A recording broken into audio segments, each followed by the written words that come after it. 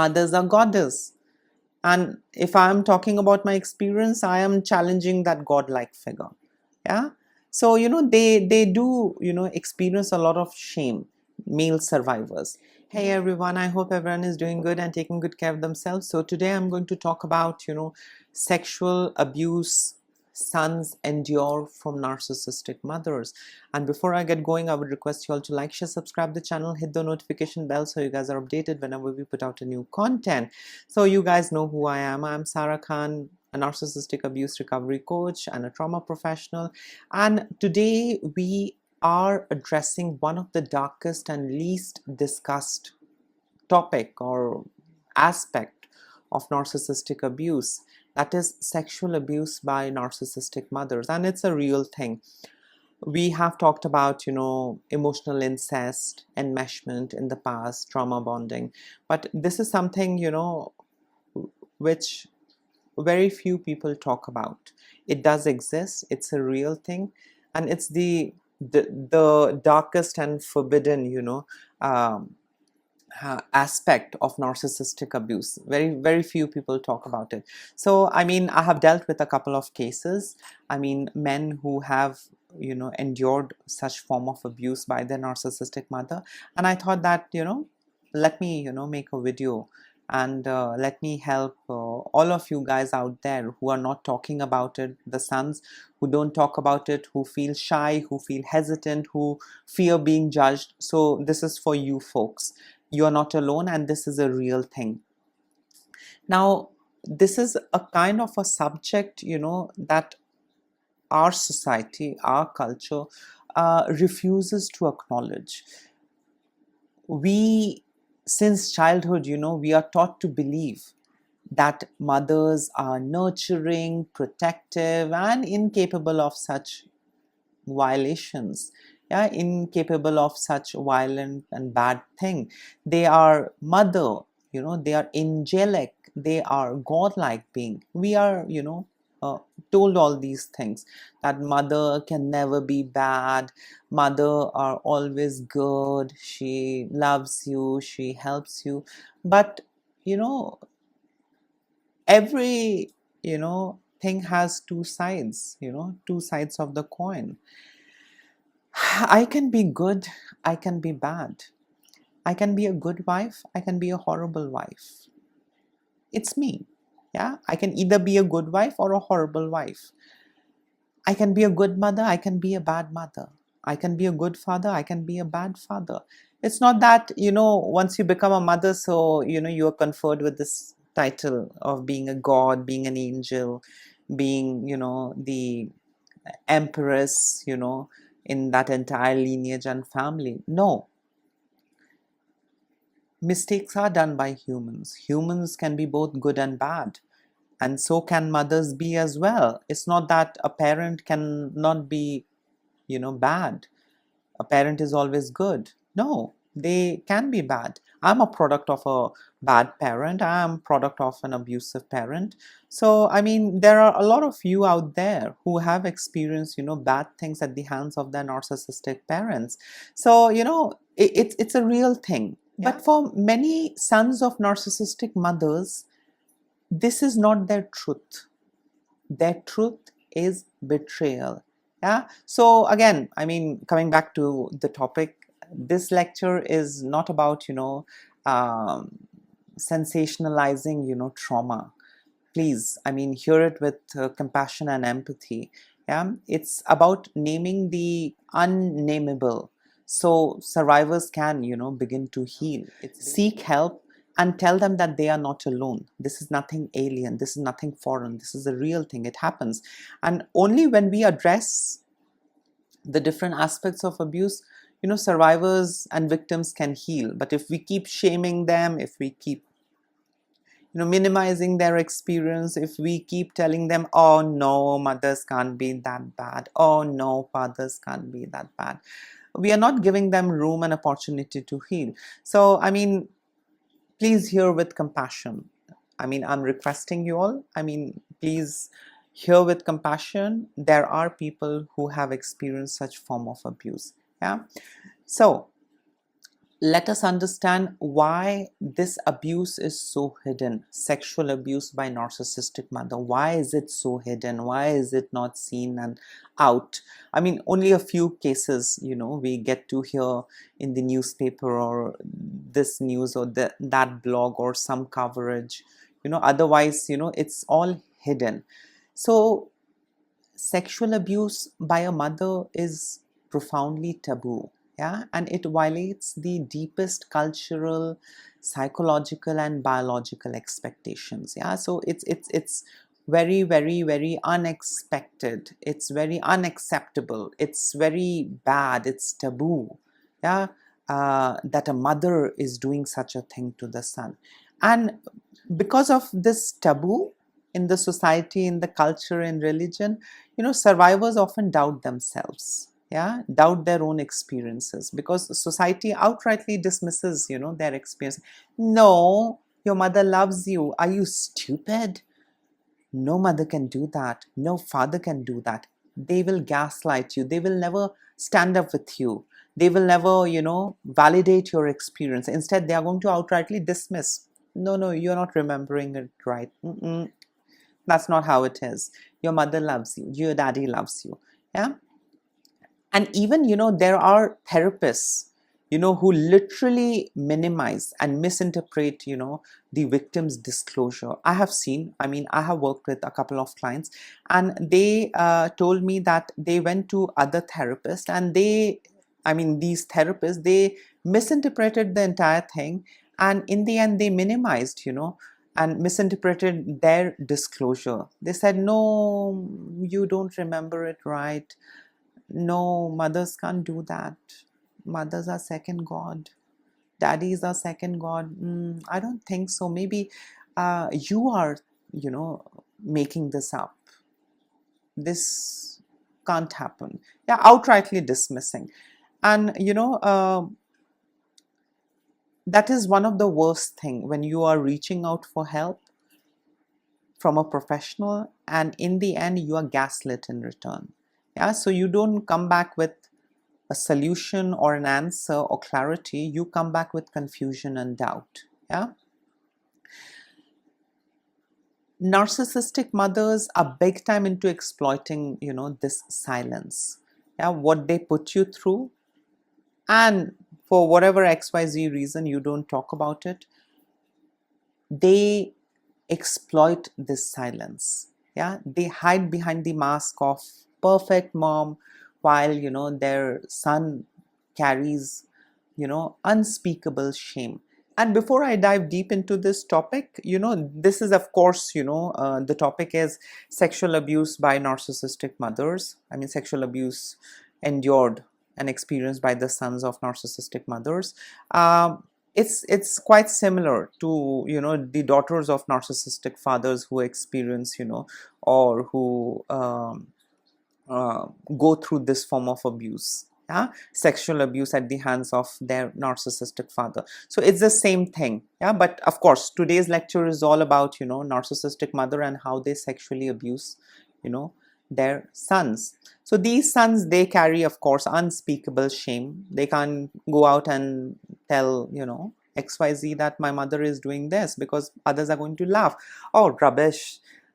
I mean, how dare you say such a thing about your mother? She's such a beautiful, pious, she sacrificed so much, she's done so much for you guys. How the hell can you speak such ill things about your mother? So, of course, the son is enduring everything and they are suffering, and they can't even talk about it, yeah, because it's a taboo topic in our society. So, you need to understand that abuse is not always physical, yeah. Abuse can be psychological, emotional, and boundary destroying. But when it comes to physical, I mean, abuse, when it is physical, the trauma runs even deeper. Yeah, I mean, with other forms of abuse, of course there is trauma, but with physical abuse, it's a deeper kind of a trauma. Yeah. So let us understand, what are the different ways, abuse manifests, I mean, in narcissistic homes. I mean, what are the different, spectrum of sexual abuse, that sons experience at the hands of their narcissistic mother. Yeah, from covert to overt. The first, form of abuse that these sons experience, at the hands of their narcissistic mother is sexualized boundaries from early childhood. So these mothers often, blur lines from infancy, yeah, encouraging prolonged breastfeeding or forcing, suckling, beyond the child's comfort to meet her own emotional needs, yeah, or sexual needs, or whatever you call it. I have seen, cases where the mother is not lactating anymore, but she likes, her son, 10-year-old, 15-year-old, to suckle on her, you know bosom. And that's awful, but it's a real thing. I have seen, in our family also, such things existing, and everybody was like, oh, the son is still son for the mother loves the son, so what, no matter how old he gets, he will forever be, a baby for the mother. And it's not that, people are not seeing, people see, but they outrightly invalidate, and they, you know present it in a different way. They address things in a different way. Yeah, I mean, you are not lactating, you don't need to breastfeed your son. Your son is 10-year-old, 15-year-old, but still you're forcing your son to suckle. And what is that?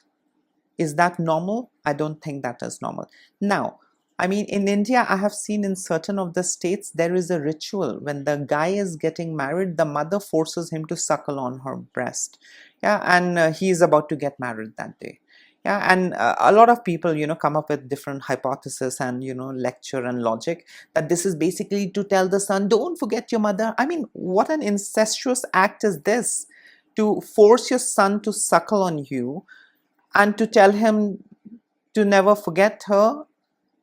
I mean, this doesn't add up. Yeah, this is sexual abuse.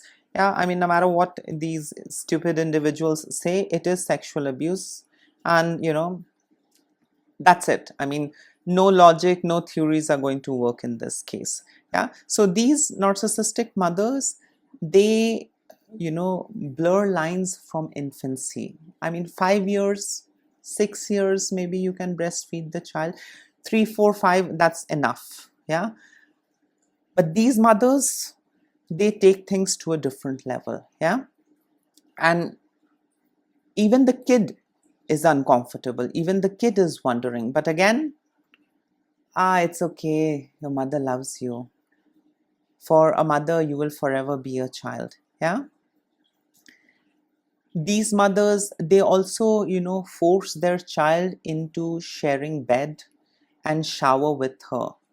Yeah, far beyond appropriate ages. So if the child is small, 3, 4 years, of course he can bathe with the mother. But if the child has grown up 15, 16 years, is he expected to bathe with the mother naked in the shower? No, that's abuse. You shower yourself and let him shower. These mothers, they don't, let their child, sleep separately. Even when the child is adult, she makes him sleep with herself. She should sleep with her husband, or someone of her age group, or maybe with her daughter. But with a son, I mean, I don't buy that. No matter what people say, there is a lot of garbage and bullshit logic that people come up with, but abuse is abuse. This is how abuse starts. Yeah, so she's going to share a bed or a shower with the son. Yeah, and also she's going to text a lot of weird things to the son, which she should text to someone of her age, but she's into texting all those sex texting, adult conversation with the son also. So this is how these mothers, you know they sexualize boundaries from early childhood, yeah, with their son. And trust me, some of the sons are aware, they don't like it, but they have no other option. They have to do it. If they don't, they'll be seen as the bad guy. They'll be seen as, as a threat, and then mama is going to hurt me more. So let me do it. Yeah. These mothers, they also engage in, sexual comments, remarks, and objectification. And let me elaborate this. Yeah, I mean, this is the other way how these mothers, sexually abuse their son. It's with sexual comments, remarks, and objectification. So these narcissistic mothers may make inappropriate comment about his body as he grows, his genitals, his physique, even his sexual development. Yeah, and these remarks are often, framed as joke or compliments. Yeah, leaving the child completely confused. Yeah, and ashamed and hyper aware of his body. So, they might, pass remarks. Oh, look, you were so small. Things were so small. Look, you're so huge. This and that. She might comment on his genitals, on his physique. You were so weak and feeble. And look, you're so muscular and raunchy. I mean, it's horrible. It's grotesque. I mean, I have seen mothers doing this. I have seen them passing horrible comments and remarks, and everything is guised as motherly love. Yeah, but I personally feel, it's really very damaging for the son, and it hurts the son. It's not that the son is unaware. These sons, they are aware of what they are going through. They are ashamed on the inside, and they really fear, what if I go ahead and tell this or share this with someone and they report it back to my mother? My mama is going to get angry and she's going to make my life hell. So the best thing is suffer in silence. Yeah. And the sons also, they grow up, with a lot of confusion and doubt. Yeah. These kind of, remarks, all those, sexual comments, remarks, and objectification, these remarks are often, again, framed as jokes and compliments. And this literally confuses the child. The child is ashamed, and at the same time, the child is hyper aware of his body. Yeah, I mean, you don't have to praise your son and, tell him that when you were a kid, you were so thin and feeble, and look, you're so muscular and raunchy. You look so hot now. I mean, what is this? That's your son. You can, pass these remarks and comments, with someone of your age, some other woman or some other man or your husband, but not with your son. Spare your son. But these shameless women, narcissistic mothers, they cross all boundaries. So, it might not be, penetration that, occurs. In some cases, yes, it does. There is this, penetration that occurs. But in most of the cases, it's so, not sexual, but sexual at the same time. Yeah, all these sexual comments, remarks, and objectification. What is this? This is hurting the child. This is hurting the child's growth. Yeah, this is hurting his masculinity. This is, in a way forbidding, him from growing up to be a healthy man. You are stunting his growth. You are doing something which is damaging your son's growth. But are these women at all concerned? The answer is no. It's all about them. I brought this guy in this world. I brought a phallus, and now I get to do anything with this phallus. Yeah. So, I mean, if you're aware with Freud's work, he was so correct about a lot of things. No matter how much people discredit him, no matter how much people foul mouth about him and say whatnot, but trust me, Oedipus complex, incest, emotional incest, he did, tell a lot of things which is true and correct to the core, to the T. Yeah. The other way how these narcissistic mothers, sexually abuse their son is by fondling and physical violation. Yeah, so in some of the cases, the mother touches the son's private parts under the guise of caregiving, yeah, bathing or checking on him. Yeah, when in reality it's violation. I have seen it, and I have experienced, such things in my house as well. So I mean, it's a real thing. Parents do that, and again society is going to say, well, she's checking on you, well, it's caregiving, well, she loves you, it's motherly love, nothing else. But it's violation. A parent is not supposed to touch, the child's private parts under the guise of caregiving or bathing or checking on him or her. Yeah, I was sexually abused by my mother as well and my uncles, and everything was normal. I started hating my body. So it's a real thing. It all happens under the guise of caregiving, motherly love. Yeah, but trust me, it's sexual abuse. They know you are powerless, they know they are in power, so let me do whatever I want. This is my child. They won't get away. They won't go anywhere and complain. They are going to come back to me. So let me misuse, my position. Let me misuse the power that I have. Let me exploit. Let me sexually abuse my own child. Yeah. So a lot of survivors report experiences, of their mothers initiating inappropriate, physical contact, hugs or kisses that, crosses lines, or touching during sleep. And again, grooming and all of those things disguised as care. And this is a very real thing. If someone tells me that these things don't exist, please, FO. These things exist, and I have seen such products. I have seen such men literally suffering for the rest of their life who have been sexually abused by their mother. Yeah, I mean, I have seen, in my family, I have seen, and worked with a lot of individuals who were victim of, sexual abuse by their father or by their narcissistic mother. So it's a real thing. Abusive parents do sexually abuse their children. Yeah, and I can testify because I have experienced, the same thing. So, these narcissistic mothers, they don't spare, whether it's a son or a daughter. I mean, whoever she feels more attracted to.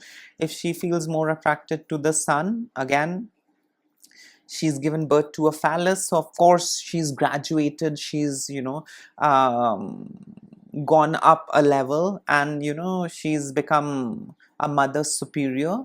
Yeah, she's created a phallus. Earlier she was,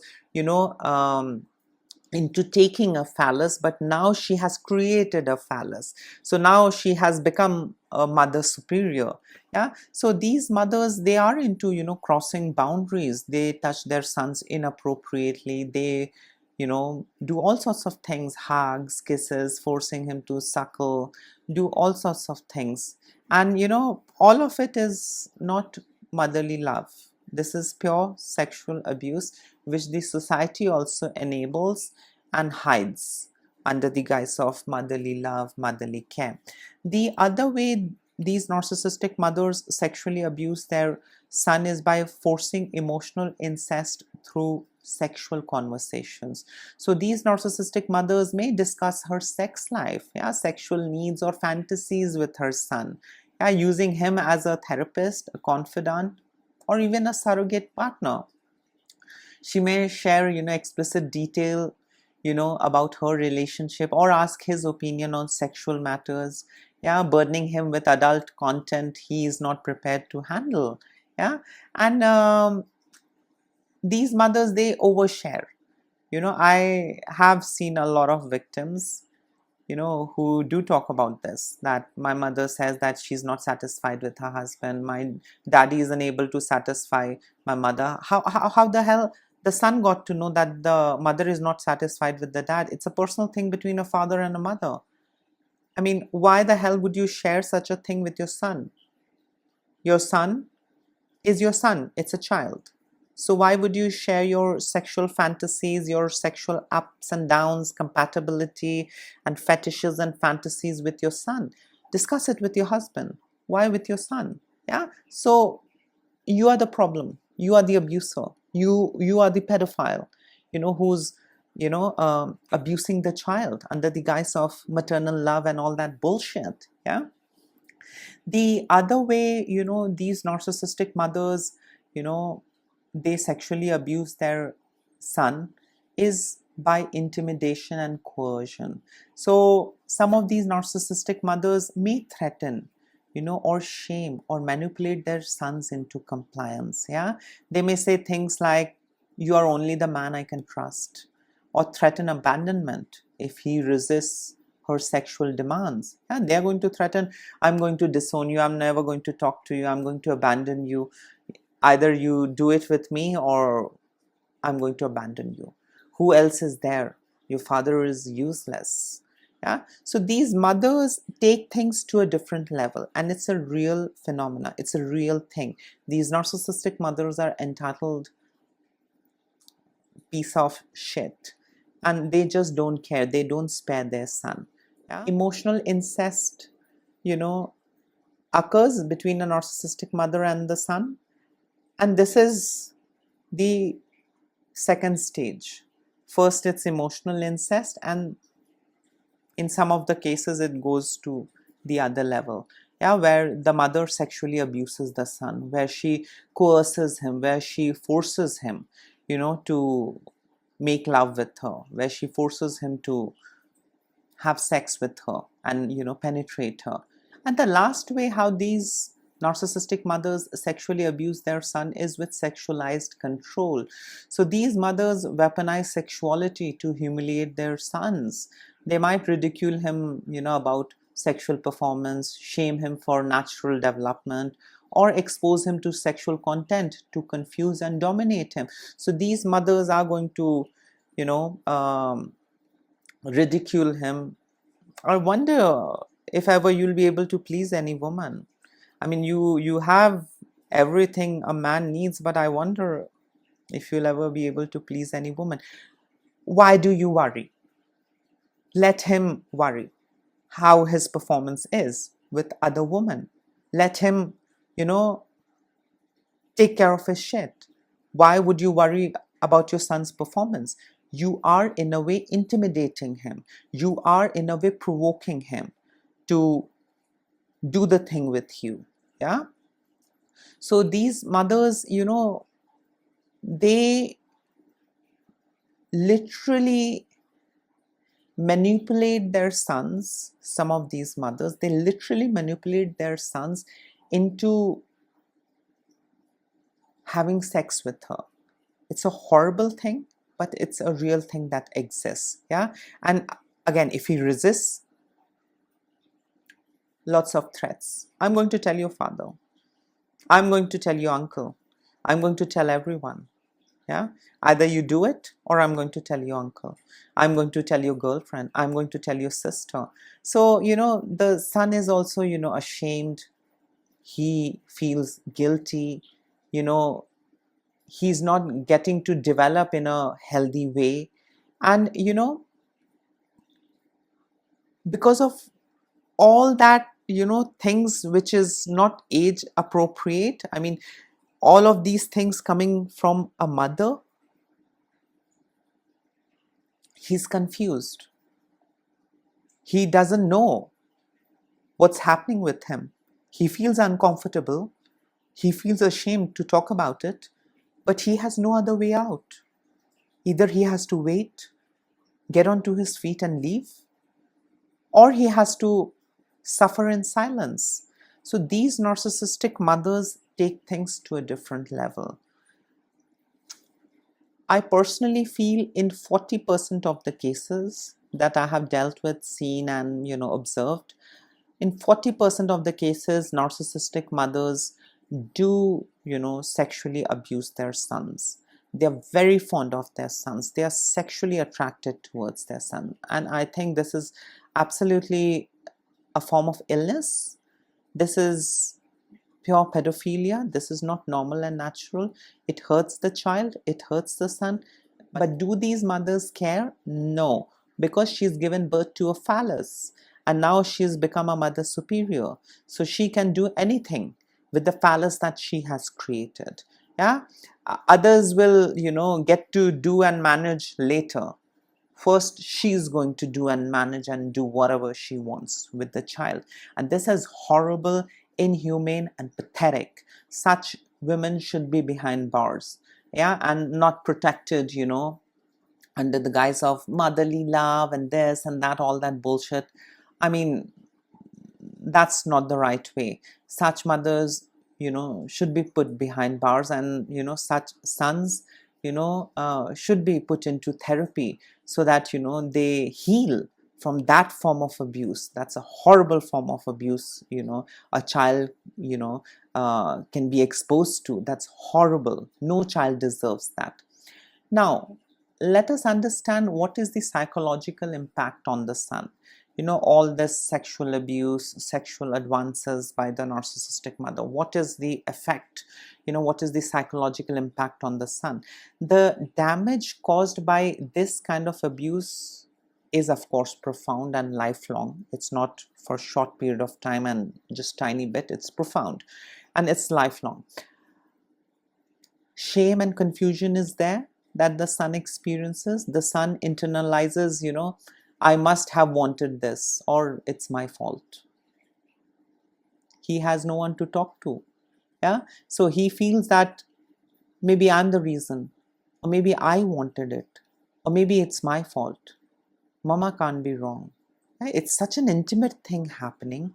It's such a unexpected, unnatural thing happening between a mother and a son, that the son is unable to hold her accountable. The son feels guilty, the son feels confused and ashamed, and the son feels that I must have wanted it, or I must have triggered it, or it might have been my fault. The other psychological impact that we get to see, on these sons who experience, sexual abuse at the hands of their narcissistic mother is, distorted, sexuality. So many sons, survivors, report difficulties with intimacy, performance anxiety, and, compulsive sexual behavior or complete shutdown. Yeah, so these guys, they find it difficult to be intimate with someone else because they have been abused by their caregivers, by their own mother. Now they find it difficult to be intimate with someone else. A natural course is where, you grow up, you become an adult, and you explore yourself, and you go out there and meet different people and explore things, explore your sexuality, explore, other aspects of your life. But when you are experiencing all of those things in the house, you will find it very difficult to become intimate with others. You will, have difficulty with intimacy. You might also, have this performance anxiety. Is it okay what I'm doing with her? Is she happy? Is he happy? Such things does happen, when you are sexually abused, by your narcissistic mother. Performance anxiety is there, compulsive sexual behavior is there, or complete shutdown. Yeah, these are the, psychological impact, that we get to see on the sons who have experienced sexual abuse by their narcissistic mothers. The other psychological impact that we get to see on these sons who are raised by narcissistic mothers and who are sexually abused by their narcissistic mother is relationship struggle. So trust becomes nearly impossible. Women may feel unsafe, triggering panic or rage. So these men are not comfortable, or they don't know how to make women feel comfortable. It is very difficult, for them to make a woman feel safe. The women feel unsafe in their company, and they are constantly triggered. Yeah, and there is a lot of panic and rage in the relationship. So these men, they do suffer in their relationships also because of this sexual abuse that they experience at the hands of their narcissistic mother. The other psychological impact of sexual abuse by a narcissistic mother that we get to see with these sons who have experienced that is identity fracture. Because the abuser was his mother, so the very person meant to protect, he learns love equals violation. Yeah, so again, it's all distorted, it's all effed up. The person who was supposed to protect him is the person who violated him. So the son gets to learn that love equals violation. Please understand, these sons, they might engage into violent, sexual activities and endeavors, with their partner or with any random person. Yeah, because they have been already violated by their mother, and their understanding is love is equal to violation. So if I can violate someone, that is a form of love. I'm expressing love. I express love by violating someone. Are you understanding how it impacts, these sons psychologically? And if you are, aware of Dr. Jennifer Freud's work, Jennifer Freud explains how, betrayal trauma disrupts memory, identity, and capacity to trust. Again, one of my favorite authors and doctors, Dr. Bessel van der Kolk, in his book, The Body Keeps the Score, shows how such trauma is stored in the body, and they often manifest as hyperarousal or dissociation during adult intimacy. Yeah? So the guy is absent. The guy is dissociated. The guy is not here. He's there, but he's like a dead person in bed. He is dead person in the relationship. Yeah, he has difficulty in expressing intimacy. He's not intimate, yeah, because he's already taken, he's already had the forbidden fruit, or he was forced into eating the forbidden fruit. So these sons, they really suffer. Now you must be wondering why sons rarely speak out. Why don't we get to hear these stories? Why is it that we don't get to hear these stories? Or Sarah, you're just making things up? Yeah, I'll tell you why we don't get to hear these stories, or why we don't get to see a lot of men coming forward and talking about these things. First reason is cultural denial. Society refuses to believe that mothers can be perpetrators or abusers or molesters. Mothers are mothers. Mothers cannot be predator or perpetrator or molester. Mothers are there to give love and affection, nurture. She cannot abuse the child. Yeah, again, cultural denial is there. That's the reason these men, they don't feel comfortable to come out and talk about. Yeah. The other reason is shame. Male survivors often fear judgment, emasculation, or disbelief. What will people say? People will shame me. People will say, oh, he's this, oh, he's that, oh, no wonder. So a lot of this judgment, and a lot of this shame, because there's no healthy system and environment where we can call the victims and make them feel safe, seen, and heard. There are lots of these monsters and enablers and abusers out there who are going to shame you. And that is one of the reasons, these sons, they don't, come out and talk about these things. They just suffer in silence and, take all of these things to their grave. Who do they go to? Who do they go and talk about it? Mothers are goddess. And if I'm talking about my experience, I am challenging that godlike figure. Yeah. So, they do, experience a lot of shame, male survivors. The other, reason why these son, they rarely speak about these forms of abuse that they experience is because of grooming. So, these narcissistic mothers, they frame abuse as love, and they confuse their child into silence. So it's all love. Oh, I fondled and I touched. I love you. You're my son. Come on. A mother can't touch the son. A mother can't play with the son. A mother can. You're my son. You'll forever be my son. These kind of, toxic mothers, these kind of abusive, predator-like mothers, they will keep telling their sons that no matter how old you grow, you will forever be a kid for me. Yeah. And that's again to, in a way, infantilize and brainwash the child into not thinking that they are adult. For mama, I'll always be a small boy. And whatever mama did with this small boy, she can do the same thing with the adult boy, because mama loves me. Yeah. And I'm forever a small boy. The guy feels that, I'm mama's child and mama loves me. So mama can do anything. Yeah. So, this grooming is also there. She grooms him that this is love of a mother. And it's absolutely okay and normal. don't, feel irked out about things. It's absolutely normal. This is mama's love. Yeah. And if you also love mama, you're going to engage rather than disengaging and resisting. You will engage if you love mama as well. The other reason why these sons, they don't speak about these things, I mean, we don't get to hear these stories often, is because of gaslighting. So if the son tries to speak, he's told, you're imagining things, or that's not what happened. Yeah, I mean, society does that, people do that, sisters will do, relatives will do, father will do. No, you're wrong. You're just imagining things, you're cooking stories, you're making things up. That's not what happened. Yeah. Or, I mean, the mother is going to actively gaslight. No, what rubbish. No, no such thing happened. Yeah. And because of all this gaslighting, the cycle continues. No one is listening to you. Cultural denial.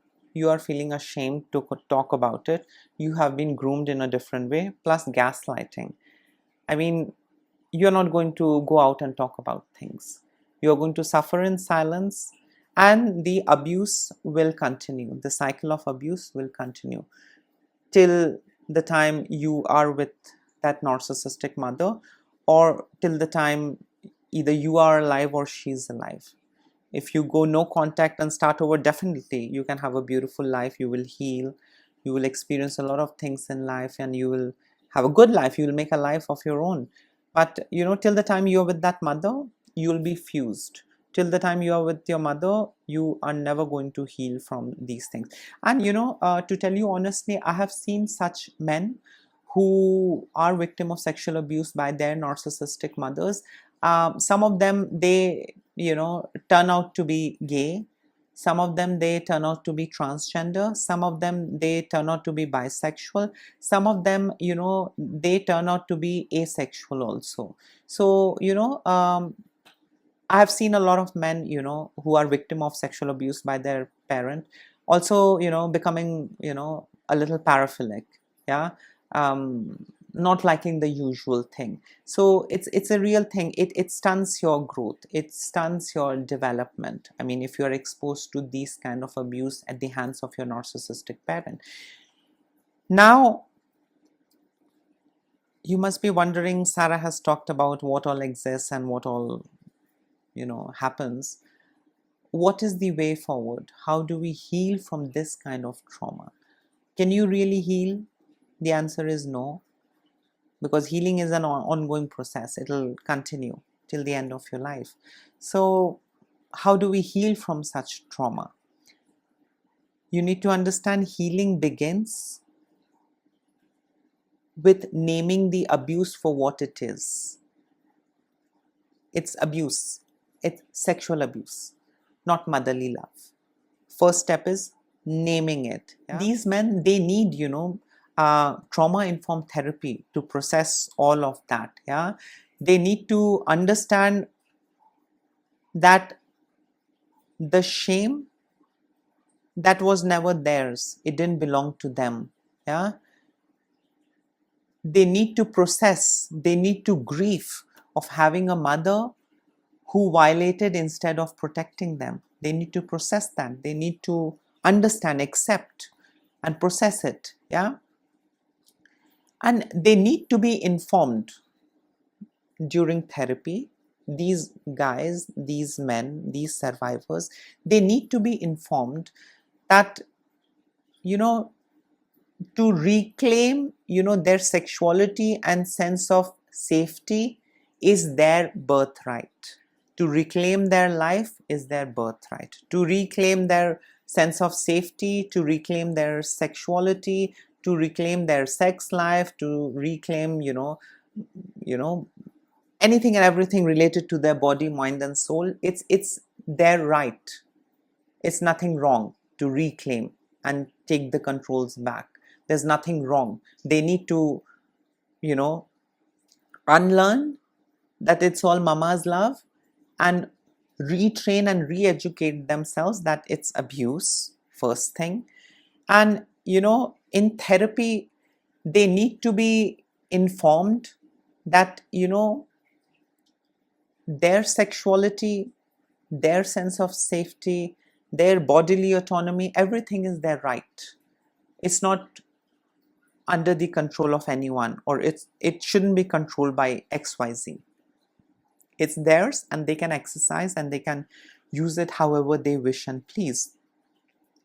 There are other modalities also out there that these guys can take help of, like EMDR, somatic.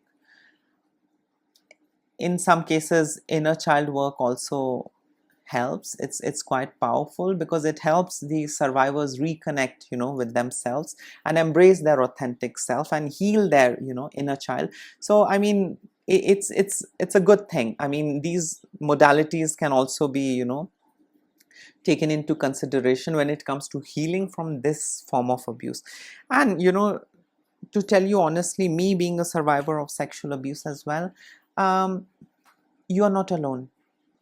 And don't listen to those, you know, uh, garbage people who tell you that daddy is God, mama is God, no such thing happens. You might have provoked daddy, you might have provoked mama into doing this.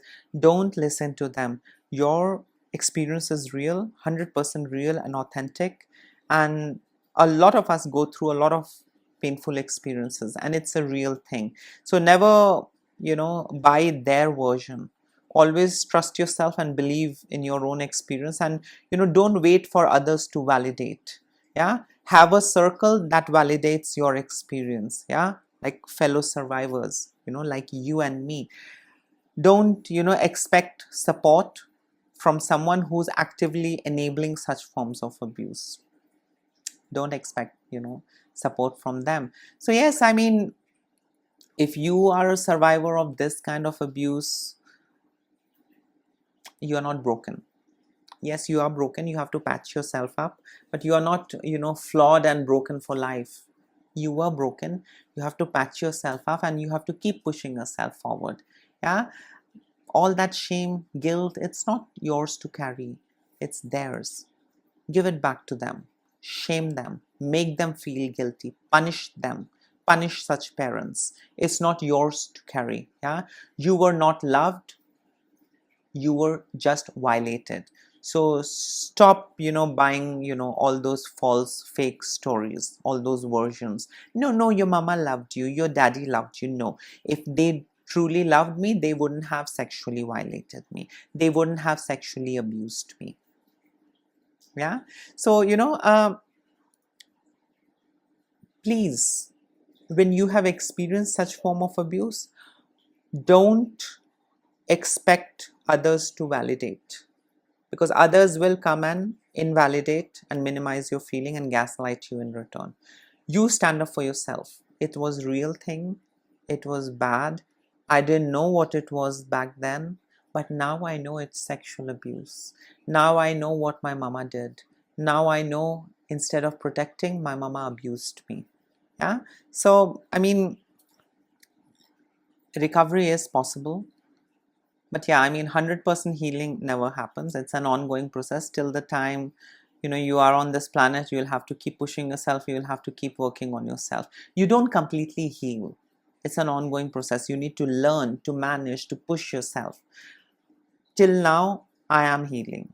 I'm not healed. So if someone promises you that they'll heal you, please run away. That's a lie. It doesn't happen. You will have to keep healing yourself. You will have to keep, you know, pushing yourself.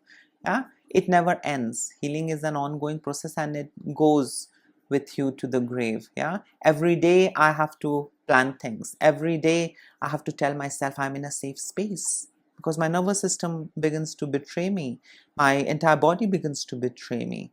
Yeah, every day I have to tell myself I'm safe, I'm protected, even though nobody comes to protect me, but I will always stand up for myself. I have to tell this to myself on a regular basis. So you never really heal completely. You keep healing. Yeah.